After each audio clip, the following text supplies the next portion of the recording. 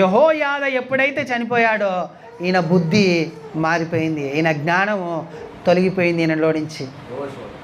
యోవాషు జ్ఞానం, యోవాషు బుద్ధి మందగిల్లిపోయింది. చూడండి, రెండవ దినవృత్తాంతముల గ్రంథము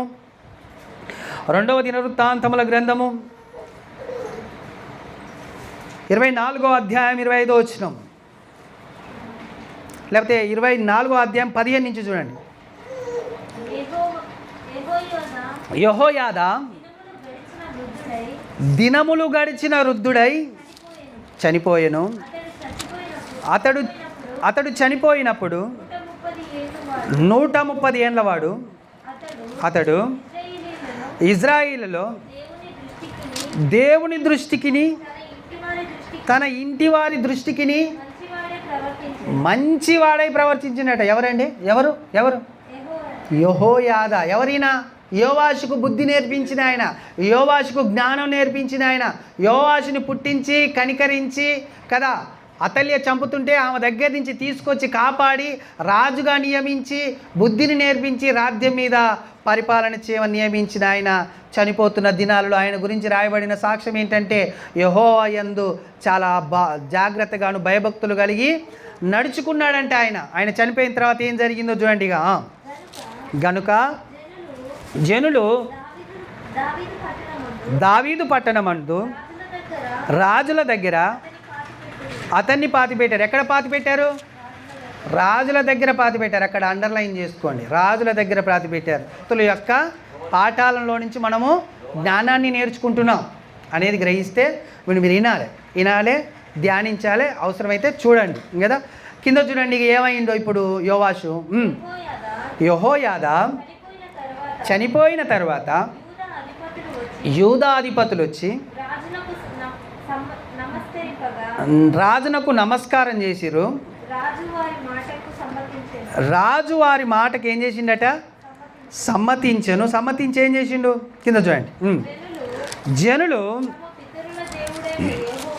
తన పితరుల దేవుడైన యెహోవా మందిరమును విడిచి దేవతా స్తంభములు, బాగా గ్రహించాలి అక్కడ, దేవతా స్తంభములకును విగ్రహములకును పూజ చేస్తున్నారట. ఎవరు చేస్తున్నారు? ఇప్పటి వరకు పరాక్రమశాలి అయిన యోవాషే యెహోయాదా చనిపోయిన తర్వాత అక్కడ ఉండిన యూదా పెద్దలకు లోబడి వాళ్ళు నమస్కారం చేసేసరికి ఈయన పడిపోయి ఏం చేస్తున్నాడు? మీరు చెప్పిన ఆలోచన ప్రకారం నేను నడుస్తాను, మీరు చెప్పండి అంటే, ఏం లేదయ్యా, మనం ఈ మందిరం బాగు చేసావుగా, ఇందులోనికి దేవతా స్తంభాలను తెచ్చి నిలబెడదాం, మనం బలులు అర్పిద్దాం. మన దేశము ఇంతకుముందు ఒక రాజు వచ్చాడు మన మీదికి యుద్ధానికి, వాడు మనం సొమ్మియంగానే పారిపోయాడు. ఇప్పుడు మనకాడ సొమ్ము లేదుగా, మనం ఇప్పుడు ఆ దేవతల్ని ఆధారం చేసుకుంటే అవి మనల్ని కాపాడుతాయి. కాబట్టి మనం ఏం చేద్దాం? ఇప్పుడు ఆ దేవతా స్తంభాలను పెట్టి మొక్కుదామని ప్రయత్నం చేస్తున్నారు, ప్లాన్ ఇస్తున్నారు ఆయనకు. ఇప్పుడు వీళ్ళు కూడా ఏం నేర్పిస్తున్నారు ఆయనకు? బుద్ధే నేర్పిస్తున్నారు. బుద్ధిలో కూడా 2 రకాలు ఉంది కదండి, మంచి బుద్ధి ఉంది, చెడు బుద్ధి ఉంది. వీళ్ళు కూడా పెద్దలే, యూదా పెద్దలు వచ్చి మాట్లాడుతున్నారు అక్కడ. ఏమని? దేవతా స్తంభాలని ఆధారం చేసుకుందాం, దేవతా స్తంభాలని మొక్కుదామని. ఇంకదండి, నిన్న కొంతమంది పిల్లల్ని బలపరచడానికి కొన్ని మాటలు చెప్పాను నేను. ఏమనంటే, దయ్యాలకు మంత్రాలకు భయపడొద్దురా, ఎందుకంటే దయ్యాలు ఇప్పుడు లేవు. యేసుక్రీస్తు సిలువలో వాటిని ఏం చేశాడంటే అధికారాన్ని చితకతొక్కేశాడు. యేసుక్రీస్తుది ఇప్పుడు అధికారం. యేసుక్రీస్తు అధికారం తీసుకున్నాక మనం ఏం చేసామంటే పాపం చేసిన వారమయ్యండి ఆ అధికారాన్ని మనం సొంతం చేసుకున్నాం. బాప్తిస్మం ద్వారా ఆయనను మనం ధరించుకున్నాం. ఇప్పుడు మనం ఎవరమో తెలుసా? క్రీస్తు అంతటి వారము అన్నాను. ఇప్పుడు ఆలోచించు బుజ్జి, ఇప్పుడు క్రీస్తుకు దయ్యం పడుతుందా అన్న? క్రీస్తుకు దయ్యం పడుతుందా? క్రీస్తుకు ఎవరైనా మంత్రాలు చేస్తే తొలగుద్దా అని అన్నాను. ఎలా ఉంది ప్రశ్న నాది? దెబ్బకు స్టన్ అయిపోయి వాళ్ళు అంటున్నారు, ఇంత గొప్ప విషయాలు మాకు ఎవరు చెప్పలేదు. దేవుడు వాక్యాన్ని అల్పుడనైనా నాకిచ్చి వాళ్ళకి సత్యాన్ని తెలియజేస్తే గానిగా ఉంచాడు. చూడండి, నన్ను తాగుబోతుని, తిరుగుబోతుని, తిండిబోతుని ఒకప్పుడు నేను, అలాగ నన్ను ఉంచినందుకు నీకు స్తోత్రం తండ్రి అని దేవుని మయంపరుస్తున్నాను. నువ్వు ఎక్కడ ఉన్నావు అక్కడ నిలబడు. దేవుడు చాలా బలవంతుడు. ఈ లోకంలో మనుషులందరికంటే బలవంతుడు దేవుడు. ఆయన నిన్ను కాపాడగలడు, నిన్ను విడిపించగలడు, నిన్ను రక్షించగలడు, నిన్ను నిలవబెట్టి నీ ద్వారానే ఈ లోకానికి బుద్ధి చెప్పించగలడు. నువ్వు మాత్రం యథార్థంగా ఆయననేం నమ్ము, మనుషులని నమ్మకు. ఆయన చేస్తాడు, ఈయన చేస్తాడు, నేను చేస్తాడు అని ఎవరిని నమ్మకండి, దేవుణ్ణి నమ్మండి. ఆయన అద్భుతం చేస్తాడు, ఆశ్చర్య కార్యాలు చేస్తాడు, భీకర కార్యాలు చేస్తాడు. ఆయన దగ్గరికి చేతులు చాచి వెళ్ళామా 100 చేతులు నీకు సహాయాన్ని పంపించే దేవుడు ఆయన. అంత గొప్ప దేవుడు అయి ఉన్నాడు మన దేవుడు. ఎక్కడికి వెళ్ళని అవసరం లేదు, మీరు ఇక్కడనే ఉండండి, దేవుడు ఇక్కడనే మిమ్మల్ని బలపరుస్తారని చెప్పాను. చూశారు ఎందుకు వాళ్ళు అలాగునా అనడానికి కారణం ఎవరయ్యా అంటే ఆలోచనలు, పెద్దల ఆలోచనలు ఏం చెప్తున్నాయి? దేవత స్తంభాలని ఆరాధిద్దాం, దేవత స్తంభాలని మందిరంలో నిలవబెడదాం అని ఆరాధనకు వాటిని కూడా తీసుకొస్తలేరండి. దయ్యం ఉంది, దయ్యం ఉంది, దయ్యం ఉంది. మొన్న ఒక వచ్చింది వీడికి, ఆమెకి ఏం చెప్పాము మనం? ఈమెకు మెంటల్ టార్చర్ అయింది అయ్యా నాయన, ఈమె క్రమంగా లేదు, ఈమె ఏదో ఒత్తిడితో ఫీల్ అవుతుంది, ఈమెకు దయ్యం లేదు, పాలు లేదు, ఈమెను హాస్పిటల్ తీసుకుపోరు, చర్చిలలో తిప్పేది ఈమెను హాస్పిటల్ తిప్పండి అని ఖచ్చితంగా చెప్పాను. ఆ మాటలు విన్న ఆమె లేచి చక్కగా బండి ఎక్కి వెళ్ళిపోతుంది. దయ్యమే లేదంట నాకు, పాస్టర్ గారు చెప్తున్నారు దయ్యం కాదట, నా మెంటల్ కొంచెం ఇబ్బంది అయ్యిందని చక్కగా లేచి వెళ్ళిపోతుంది. ఇలా కదా అండి చెప్పాలి, నీకు దయ్యం పట్టింది నువ్వు రా అని దయ్యాన్ని వదిలించినట్టు ఆ మంత్రం ఈ మంత్రం వేస్తారు చూడండి లోకంలో. అలాగ నా ప్రార్థనలు చేసి ఏం చేస్తున్నారు? అది పోయింది, వాళ్ళు మంచిగా అయిన తర్వాత. మంచిగా అంటే వీళ్ళు ప్రార్థన చేస్తే ఏదో మంచిగా అయిద్దని కాదండి, వాళ్ళు అలిసి కొట్టుకొని అటు కొట్టుకొని ఇటు కొట్టుకొని ఏం చేస్తారు? అలిసిపోయి అమ్మయ్య ఆగరండి ఆయన తర్వాత కొట్టుకుందు కానీ అని మనసును సమతపరుచుకున్నప్పుడు చూసావా దేవుడు నా ద్వారా కార్యం, నా ద్వారా కూడా నా దేవుడు నేను ప్రార్థన చేస్తే నీ దయ్యం వదిలిపోయింది చూసావా, కాబట్టి నువ్వేం చేయగా కానుకలు ఈ దేవునికి, లేకపోతే మరలా వస్తుంది ఆ దయ్యం నీలోని ఆయన చెప్తారండి. నిజమేది, కానీ సత్యాన్ని తెలియజేయాలి. దేవుడు ఏమంటున్నాడంటే దయ్యాలు లేవురా, సాతాను లేవు, దాని అధికారాన్ని చితకదెక్కేశాను. బిలాములో బంధించే వాటిని, ఎక్కడ బిలాములో బంధించే ఆ పేతురు పత్రిక చదవండి, కటిక చీకటిలో బంధించేవాడిని. ఇక వాడికి మీ మీద అధికారం లేదు, కాకపోతే వాని ఉనికి ఉంది, వాని యొక్క స్పర్శ ఉంది ఈ భూమి మీద, పాపం అనే స్పర్శ. దానిలో పడకండి, అది నేత్రాశ, శరీరాశ, జీవపు డంబం, ఇదే దయ్యం, ఇదే సాతాను. ఇప్పుడు నమ్మి ఇలా నిలబడండి, దేని ముందు నిలబడండి మీరు, అది ఉనికి మీ నుండి పారిపోతుంది. ఇది వాక్యానుసారమైన ఉద్దేశం, ఆలోచన. ఈ మాటలు చెప్తుంటే ఉప్పొంగిపోతున్నారు వాళ్ళు, అబ్బా అబ్బా అబ్బా అబ్బా అబ్బా అని ఆశ్చర్యంగా చూస్తున్నారు నాకై. ఇది కదా అండి చెప్పాలి, నేనేదో గొప్పని కాదండి. బైబిల్ చదవడం మొదలుపెట్టండి, ప్రార్థన బంద్ చేసేయండి. ప్రార్థన బంద్ చేస్తున్నాం ఇవాళ నుంచి అని ఒప్పురండి. నిజంగా మాకు ప్రార్థన చేసి మేము ఏం పొందుకోలేదు ఈ లోకంలో, బైబిల్ చదవాలనేది ఇప్పుడు తెలిసింది మాకు, మేము బైబిలే చదువుతామని అన్నది. దేవుడికి మహిమ కలుగునుగా కదా అండి. ఒప్పియాలండి, ఒక హృదయాన్ని ఒప్పియాలి, వాక్యం వైపు తిప్పాలి, మన వైపు కాదు తిప్పుకునేది. ఆఫ్టర్ ఆల్ నేను దోమ కరిస్తే చచ్చిపోతా, నేను దోమ కరిస్తే చచ్చిపోతా. నిజం, నా శరీరం అంత బలహీనమైంది. అలాంటి శరీరంలోని నా ఆత్మని నేను కాపాడుకోవాలంటే ఒక మనిషిని దేవుని వైపుకు త్రిప్పాలి, అది నేర్చుకోవాలి. కానీ ఎటు తిప్పుతున్నారు, ఏం నేర్చుకుంటున్నారు, ఎంత వేదనలో మనుషుల్ని నడిపిస్తున్నారు అనేది అర్థం చేసుకుంటే ఎంత వేదన అండి. మరలా ఉన్నత స్థలాల్లోనికి ధూపాలని వేయకుండా ఆపేసి మందిరాన్ని, శిథిలమై ఉన్న మందిరాన్ని బాగు చేసి మరలా అక్కడ ఉన్న యాజకత్వాన్ని నడిపించి బలులు అర్పించి అక్కడ ఉన్న ఇజ్రాయెల్ ప్రజలందరినీ దేవుని మందిరంలోనికి నడిపించి అక్కడ బలపరచబడిన కొంత ఐడియాలు ఇచ్చి ఏం చేస్తున్నారు? దేవత స్తంభాలని చదువునా నా ఇంట్లో కొంచెం కంటిన్యూషన్లో. వారు చేసిన ఈ అపరాధములు నిమిత్తము చూశారండి, వాళ్ళు ఏం చేశారని చెప్తున్నాడు దేవుడు. అపరాధం చేశారు వాళ్ళు. ఏమని? మందిరంలోనికి ధూపద్రవ్యాలను ధూపద్రవ్యాలు ఏ మందిరంలో తీసుకుపోరుగా అని అనుకుంటాం మనం కదండి. ధూపద్రవ్యాలు అంటే ఏంటంటే దేవుని కంటే ఎక్కువ ప్రాముఖ్యత ఇవ్వంది మనం ఏదైనా యువతల ప్రాముఖ్యత ఇస్తున్నామంటే అది ధూపద్రవ్యం. అంటే మీకు అర్థం కావాలంటే ఒక దయ్యాన్ని నువ్వు నమ్ముతున్నావంటే దాన్ని ఎంతగా నమ్ముతున్నావు నువ్వు, అంతగా దేవుని నమ్మలేకపోతున్నావు అన్నట్టు మనం కదండి. ఆలోచించండి, వాస్తవాలా కాదా నేను చెప్పేది? మీరు మీ హృదయం ఒప్పుకుంటుందా ఒప్పుకుంటలేదా? నేను చెప్పేది వాస్తవాలా కాదా? మనము దేవుని ధరించుకున్నామా ధరించుకోలేదా? క్రీస్తుని ధరించుకున్న తర్వాత దయ్యం మనకు పడుతుందా? ఒక్కటే ప్రశ్న మిమ్మల్ని ప్రశ్నిస్తున్నా, మీరు సమాధానం చెప్పాలి. రాత్రి వాళ్ళు కూడా చెప్పలేకపోయారు. నీలో క్రీస్తు ఉంటే నీకు దయ్యం పడితే ఎవరికి పట్టినట్టు తెలుసా? క్రీస్తు పట్టినట్టు. క్రీస్తు కాడికి సాతాను వచ్చి నిలబడి చెప్పాడా పట్టాడా? చెప్పాడు. ఏమని చెప్పాడు? రాళ్ళని రొట్టెలు చేసుకొని తిను, అంతే కదండి. అంతేకాకుండా ఇదిగో ఈ ఈ బిల్డింగ్ మీదకి లేకపోతే మందిరం మీదకి ఎక్కి దునుకు, నేను కాపాడుతారు. అంతే కదండి. లేకపోతే నాకు సాగిల పడిదిగో లోకాలన్నీ నీకు నేను ఇస్తాను. అంతేకాని పట్టిండా వచ్చి ఆయనకి దమ్ము ఉందా? క్రీస్తుని బట్టి అంత దమ్ము లేదండి. ఎందుకు? ఆయనలో పరిశుద్ధత ఉంది. పరిశుద్ధత ఎక్కడుంటే అక్కడ ఎవరు ఉంటారు? దేవుడు ఉంటారు. దేవుణ్ణి పడుతుందండి దయ్యం. మనలో పరిశుద్ధత ఉంటే ఎవరున్నట్టు తెలుసా? దేవుడు ఉన్నట్టు అండి. పిల్లలు కూడా భయపడ్డారు. ఆ కేకలేసిన ఆమెను చూసి. ప్రశాంత్ అయితే గడగడ వణికాడు నైట్ అంతా. నువ్వు నమ్మట్లేవు దేవుణ్ణి అని చెప్పేశాను. నీకు దేవుని మీద విశ్వాసం లేదని చెప్పేశాను. వాడు దేవుని మీద విశ్వాసం ఉన్నాడు ప్రతి దాన్ని ఎదుర్కోవడానికి సిద్ధంగా ఉండాలి. ఎంత ధైర్యం ఉండాలి తెలుసా? క్రీస్తుకి ఎంత ధైర్యం ఉంది. సాతానుతో మాట్లాడడం అంటే సామాన్యమైన విషయమా? మాట్లాడాలి. అలాగ నా సాతాను మన కళ్ళకు కనపడదండి. ఎందుకంటే అది ఆత్మ కనబడుతుంది ఎవరికన్నా. ఆయన కూడా అబద్ధం చెప్పారు. కానీ అక్కడ మనం నేర్చుకోవాల్సింది ఏంటంటే సాతాను మనిషిని పట్టదు, చెబుతుంది.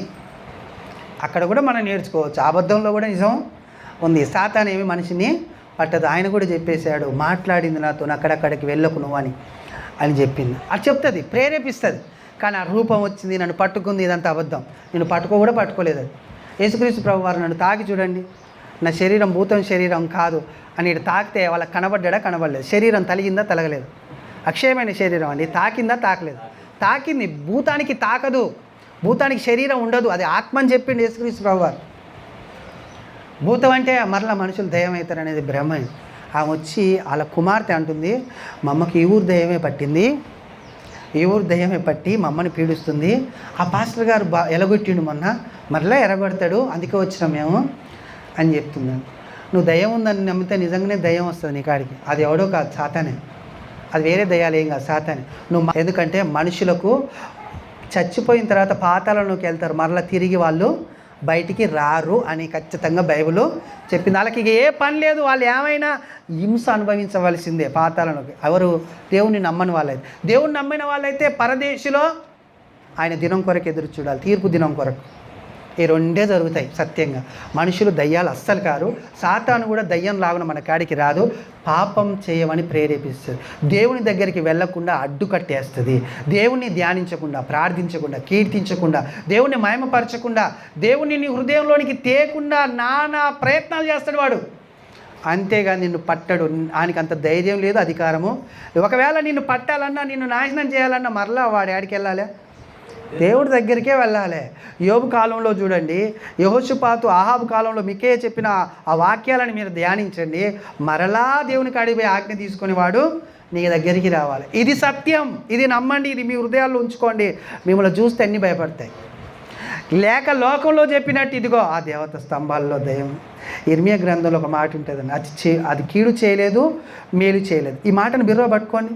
కీడు చేయండి, మేలు చేయండి ఒక బొమ్మ అన్నాడు. అర్థమవుతుంది మీకు? కీడు మేలు చేయలేంది, ఇది మేలు చేయలేదు, కీడు చేయలేదు, నన్నేం చేస్తుంది? అంతేనే కదండి. ఏం చేయలేదు. ఒక్క ఆయన తప్ప. ఆయన ఏమన్నాడంటే, ఒక్క పిచ్చుక ఈ భూమి మీద రాలాలన్నా కానీ ఏం కావాలి? నా సెలవు కావాలి. నువ్వు భోజనం చేసి సంతోషించాలన్నా ఏం కావాలి? నా సెలవు కావాలి. అది లేనిది ఈ భూమి మీద. లోకంలో ఒక సామెత ఉంది, శివ కూడా కుట్టదు ఒక ఆయన ఆజ్ఞ లేకుంటే అని ఉంటుంది సామెత. శివ కూడా కుట్టదు, ఆయన ఆజ్ఞ ఉంటేనే శివ కుడుతుంది అంట. దేవుని ఆజ్ఞ లేకుంటే ఎంటుక కూడా నేల రాలదు. ఇది క్రైస్తవుడి ధైర్యం, దమ్ము. ఇలా నిలబడు నువ్వు. నీ ముందు ఏది నిలబడుతుందండి? ఏది నిలబడలే. ఏ సమస్య కానీ, ఎంత పెద్ద అధికారి కానీ, ఎంత సాతాను క్రియలు కానీ ఏవి నీ ముందు నిలబడకుండా నమ్మకంలోనే ఉందండి, విశ్వాసంలో ఉంది. నువ్వు దేవుని కంటే దయ్యానికి కానీ, లేకపోతే మనుషులకు కానీ, లేకపోతే అధికారులకు కానీ భయపడ్డావు అనుకో, దేవుని తక్కువ చేసి ఇట్ని ఎక్కువ చేస్తున్నట్టు లెక్కను. కాబట్టి భయపడదు. ఫస్ట్ భయమే అయింది, తర్వాత వాక్యాన్ని జ్ఞాపకం చేసుకోవాలి. మనం చేసుకొని ఏం చేయాలి? దేవుడు అంత పెద్ద దేవుడు ఉండేగా.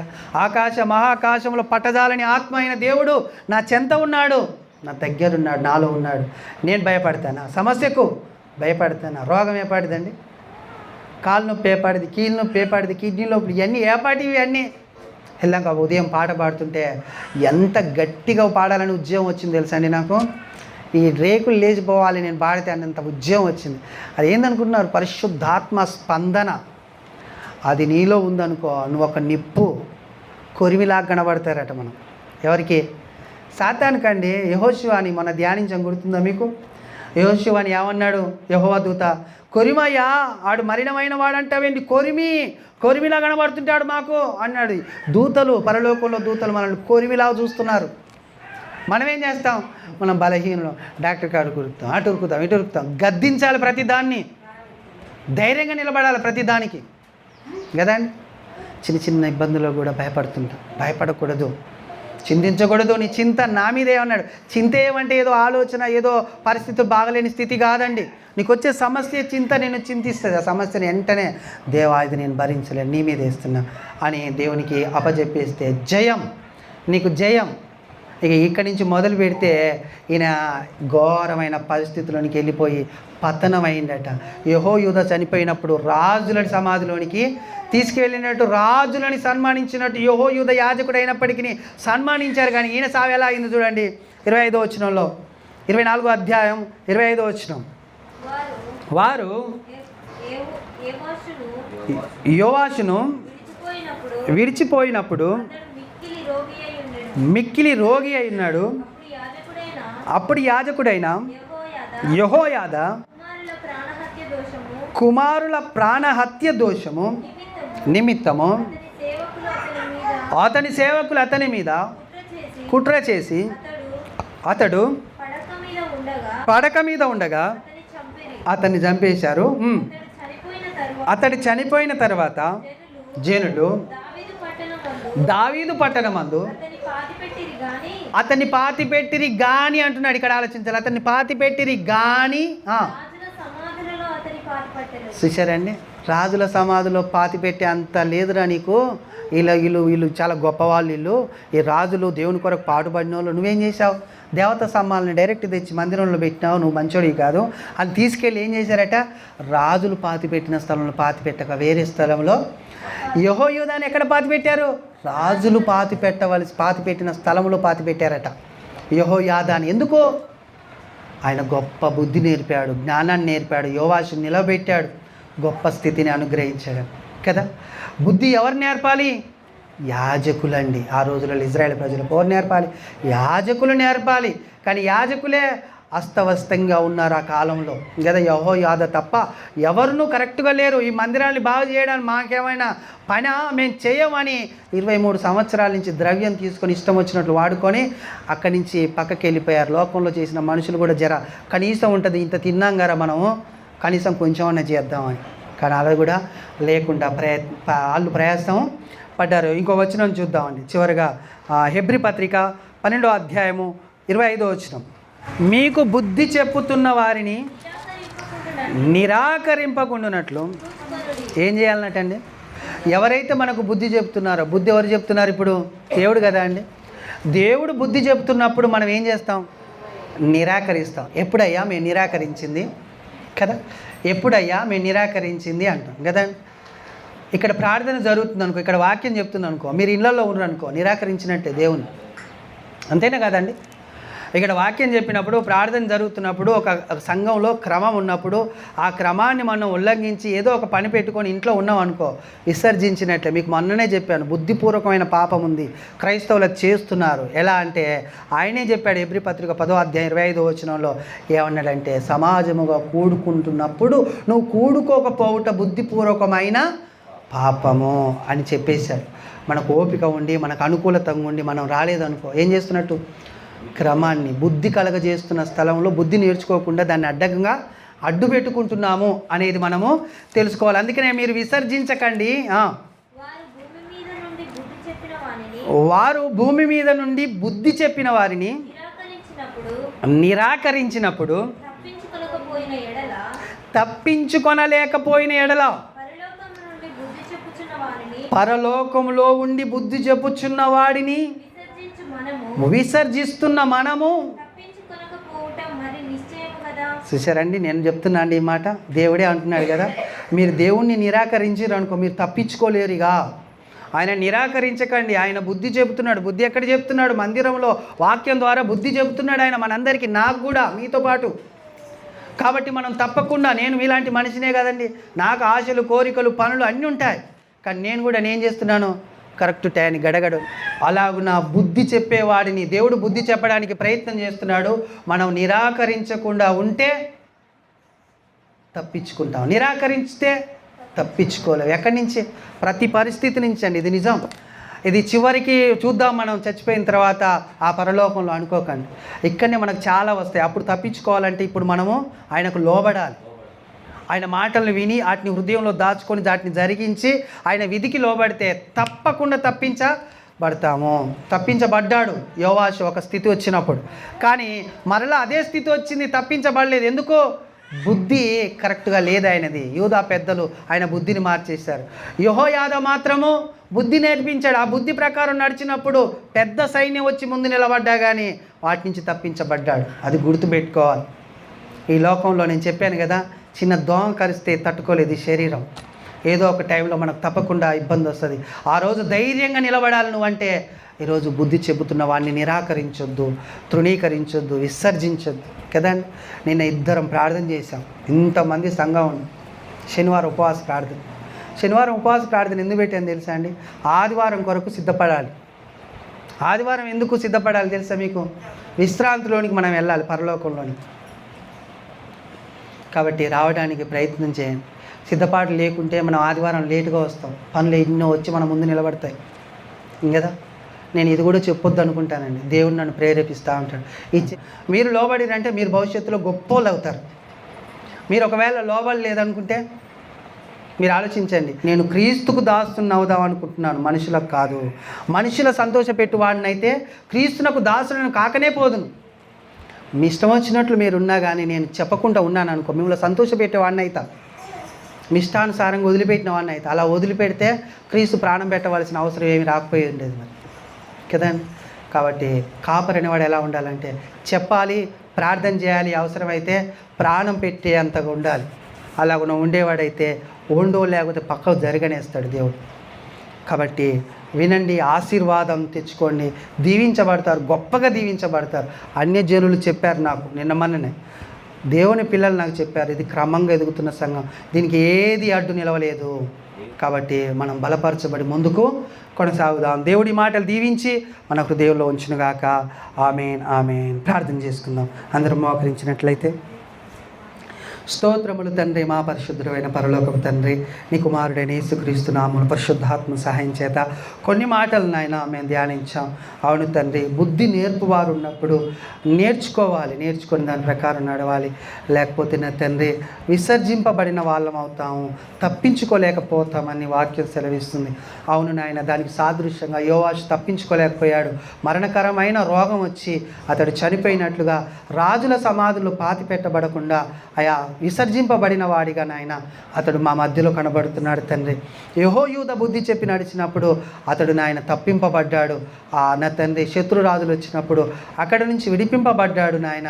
ఆ క్రమాన్ని బట్టి, అతనికి వచ్చిన దీవెనను బట్టి, అతను నడిచిన నడిపింపును బట్టి, క్రమాన్ని బట్టి దీవించబడ్డాడు. అలాగే నా తండ్రి అయా బుద్ధి చెప్పుచున్న స్థలంలోనికి మేము వచ్చి మేమందరం నాతో పాటు తండ్రి అయా వాక్యాన్ని విని దాని ప్రకారం నడుచుకోవడానికి మమ్మల్ని ప్రేరేపించండి. లోకంలో ఏది లేదు నాయన. ఈరోజు నా తండ్రి అందరూ మేమున్నాం అంటారు. ఆపద వచ్చినప్పుడు, అపాయం వచ్చినప్పుడు తొలగిపోతారు తండ్రి. నీ వాక్యమే సెలవిస్తుంది, నేనున్నాను అని ఆపదలు అనేవాడు నువ్వు ఒక్కడవే దేవా. అది మేము గ్రహించి నీకు మర్యాద నాయన, నీకు నా తండ్రి నాయన సన్మానం, నీకు నాయన ఘనత మహిమ తెచ్చేవారముగా మమ్మలుంచి నడిపించి మాయం పొందమని అడుగుచు ఈ కొన్ని మనవుల్ని పాస్ సన్నిధిలో నుంచి నీ ప్రియకుమారుడు ఈ లోకరక్షకుడు మా ప్రభు అయిన యేసుక్రీస్తు ప్రభు వారి పేరటి ప్రార్థన సమర్పిస్తున్నాము తండ్రి. ఆమేన్, ఆమేన్, ఆమేన్.